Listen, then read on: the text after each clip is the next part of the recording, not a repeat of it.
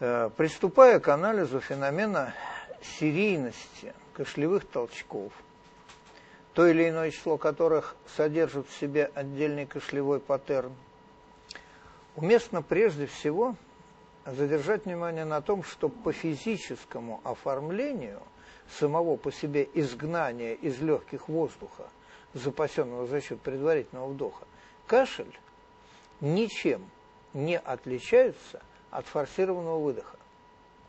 Следовательно, скачкообразный переход голосовых связок между двумя крайними состояниями, в одном из которых они полностью смыкаются, перекрывая собой воздухоносный канал на выходе в трахею, а в другом, напротив, предельно расходятся, открывая тем самым этот канал на всю его ширину, играет в преобразовании форсированного выдоха в кашлевой паттерн центральную роль.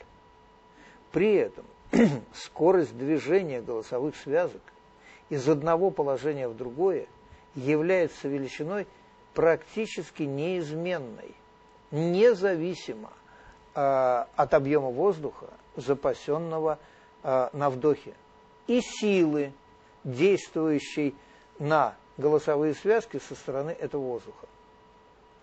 Последнее, безусловно, ввиду того, что сила давления со стороны воздуха направлена ортогонально плоскости, в которой растянуты голосовые связки.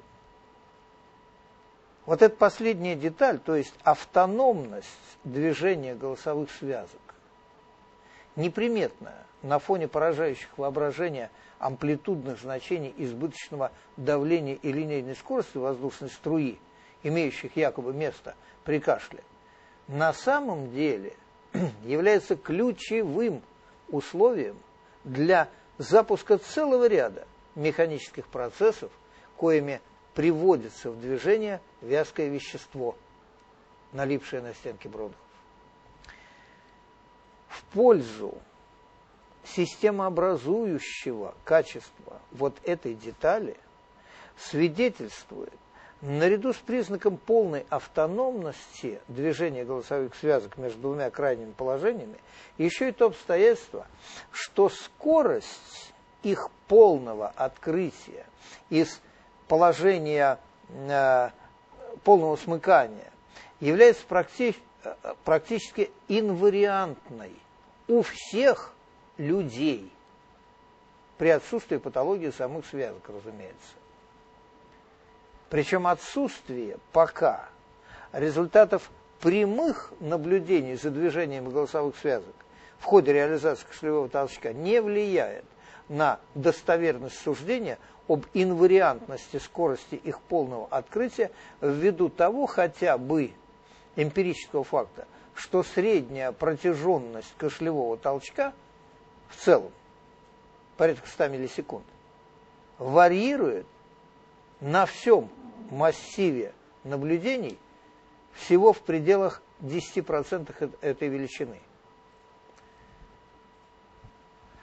Физическое значение мгновенного, по сути, открытия голосовой щели, створками которой воздух сдерживается в объеме легких, будучи подвержен компрессии под действием сократительной активности дыхательной мускулатуры и мышц живота, состоит в том, что именно этим фактором предопределяется конечная эффективность дальнейших событий, наполняющих собой кашлевой паттерн.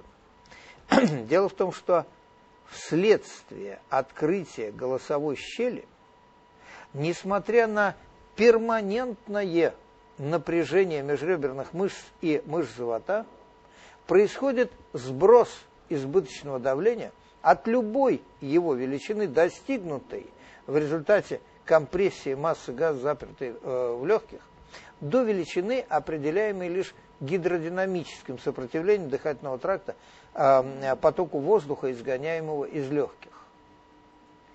При этом время, потребное для полного снятия преграды на пути движения сжатого воздуха в атмосферу через открытый рот, является параметром, имеющим сверху ограничения, Ибо если полное открытие голосовой щели происходит на микроинтервале времени, то крутизна сброса избыточного давления фактически оказывается независимой от исходной величины сбрасываемого давления.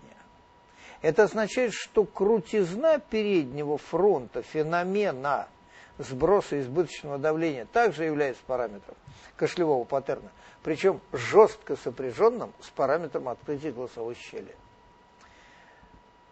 С параметрами открытия. Величиной же исходного давления определяется лишь амплитуда фактически одинакового фронта его сброса до некоторого нижнего предела, зависящего от суммарной величины текущего гидродинамического сопротивления нижних дыхательных путей. Убедиться в этом нетрудно, либо припомнив, как медленно нарастают значения тангенса в области малых углов, либо в результате прямых вычислений, проведенных на простейшем калькуляторе. Пусть вот эта площадка, направленная вдоль оси X, обозначает микроинтервал времени, равный для простоты единицы. Тогда при величине исходного давления, например, 40 миллиметров ртутного столба, отложим это на оси Y, посредством калькулятора можно найти, что угол между осью OY и прямой, проведенной в конец единичного интервала на оси OX, составит 1,5 градуса. Для случая 80 миллиметров ртутного столба аналогичный угол составит примерно 0,7 градуса. Для случая 120 миллиметров ртутного столба 0,5 градуса. А для случая 200 миллиметров ртутного столба почти 0,3, ну чуть более 0,3 градуса.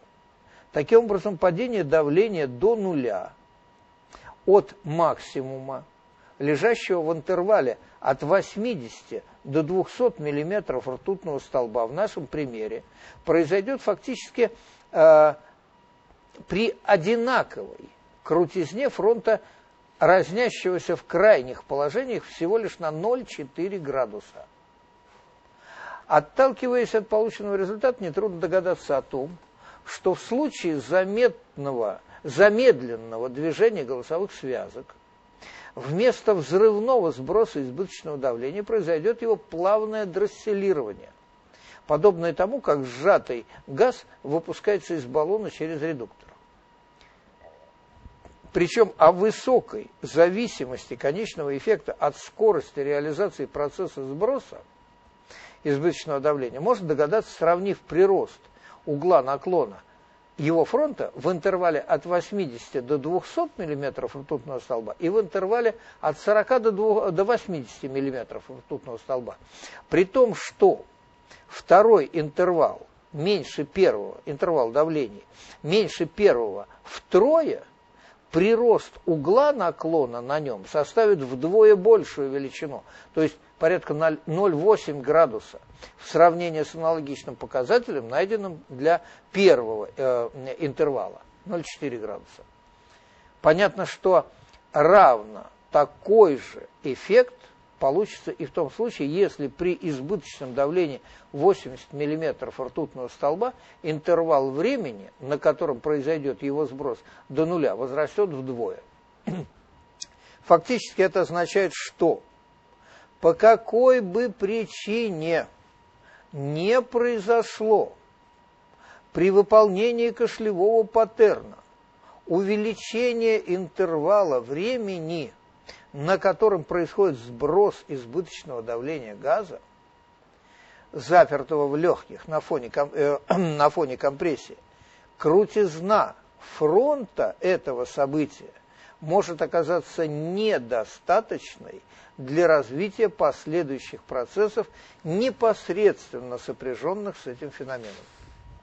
То есть, по сути, под угрозой несостоятельности может оказаться развитие всех дальнейших механических процессов, образующих собой физическое наполнение кашлевых толчков.